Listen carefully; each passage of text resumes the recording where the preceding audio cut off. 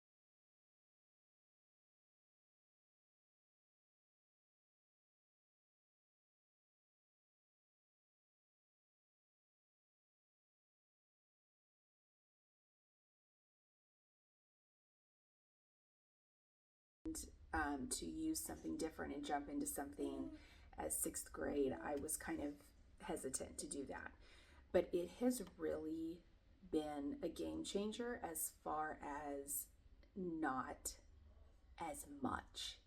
I actually sat down with my 6th grader and we looked at the Good and the Beautiful level 7, which they have not, that is not one of the levels I don't think that they have redone recently to make it more condensed or make it simpler. They kind of have been doing that periodically throughout the levels. That is not one of the ones that they have done, I don't think. We kind of looked at it. We looked at the overall objectives, which, you know, are going to be the same for your grade levels. But we looked at how much stuff there was, how much more stuff there was.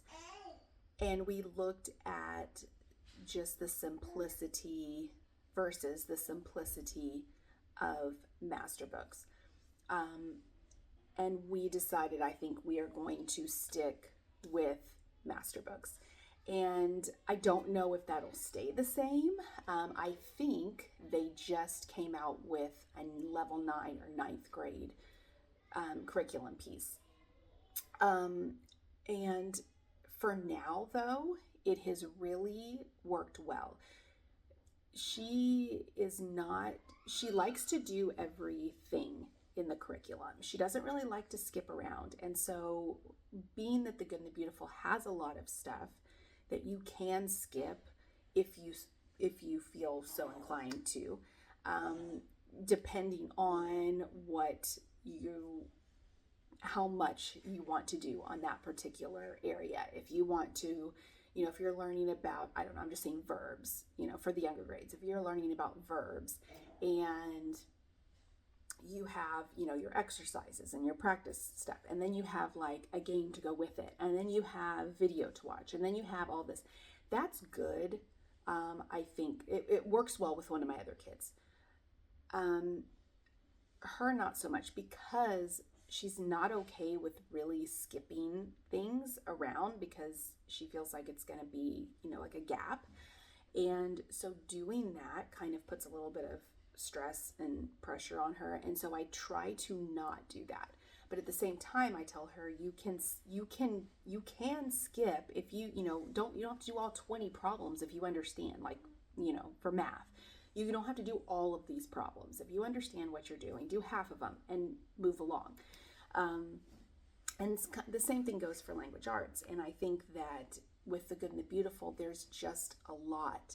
And it's not all just repetitive stuff. There's just a lot of extra things that I think, depending on your kid's personality and depending on how much time you have and they have, it can be a good thing.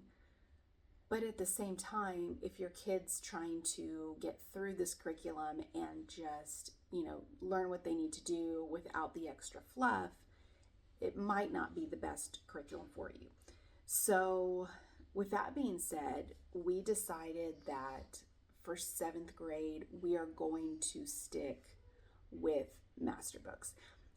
We did look at some of the sample pages and it looked really interesting. Masterbooks is a non-secular curriculum, which obviously I'm fine with. So it's not like a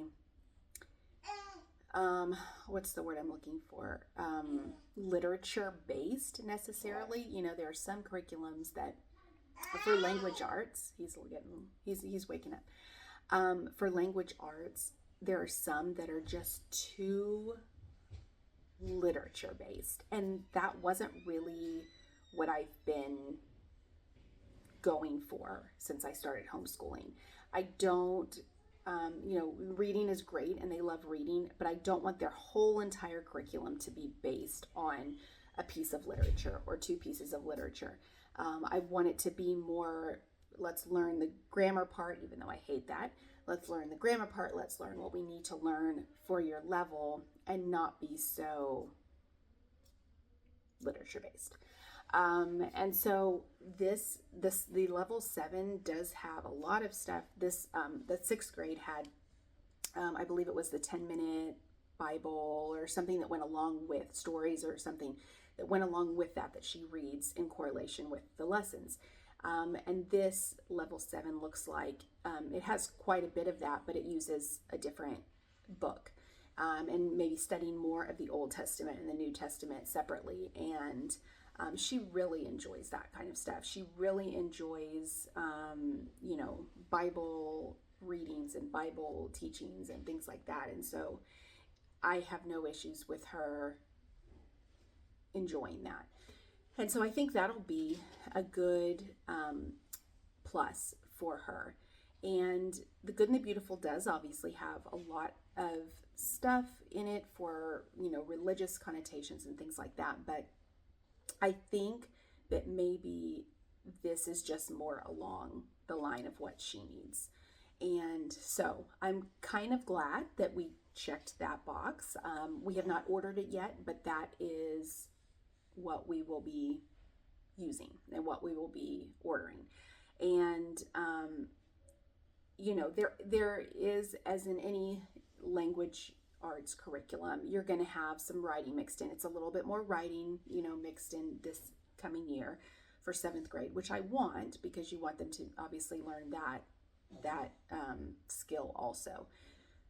But I just wanted to throw this out there because I know a lot of people ask about Masterbooks and The Good and the Beautiful and which one do we like and which one do we favor. And I always say each of my kids is different, and I kid you not, they are all different. And maybe a couple are the same, but for the most part, they're different. And so I just have to look at their reading level. I have to look at how much effort they want to put towards the extra stuff. Do they want the extra stuff? Do they not? Do they care? Where are they learning the best from and the most from? And I can tell you right now which kid goes with what curriculum. Maybe I'll do a different video on that. But I'm glad that I kind of checked that box, because if you are looking for a more simple, straightforward curriculum, in my opinion, Masterbooks is the way to go. If you are looking for a curriculum that has all of the things, all of the fluff, it doesn't matter to you. You just want to sit there and look at the pictures and identify things in the pictures and have all these other things mixed into your language arts, which is great. But again, base this on your kid. Do not base it on what you yourself wants necessarily. How do they learn best? Then The Good and the Beautiful is going to be more along their line. And